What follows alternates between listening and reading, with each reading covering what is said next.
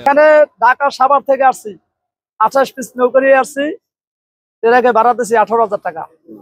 18,000 টাকা ভাড়া দিয়ে আসছি। গতকালকে 2টা বিক্রি করছি। আর ওই যে বাজারের নাম জানি কি সামনে ফুলগাজী বাজারে পাঠাই দিয়েছি। 1000টাও 2টা ব্যবসা ক্যালকুলেট দামছি।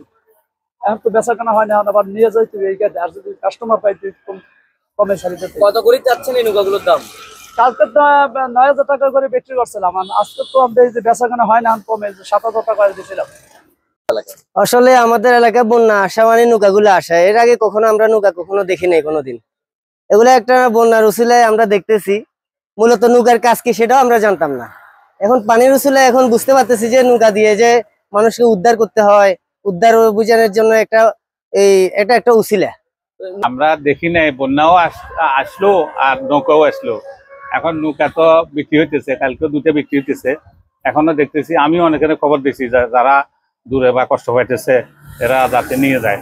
আমি কালকে 2-3 জায়গায় ফোন দিচ্ছি, আসছিল একটা লোক, দামে হয় না এই জন্য নেয় নাই।